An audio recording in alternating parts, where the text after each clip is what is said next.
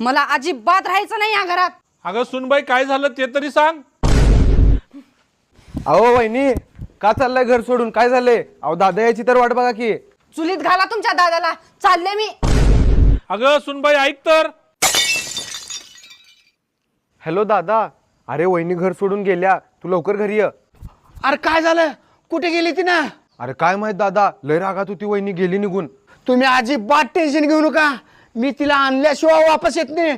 भले 1 आठवडा नाही, 15 दिवस लागू द्या, मी अजिबात वापस येत नाही. मला न सांगता कस काय गेली तिने.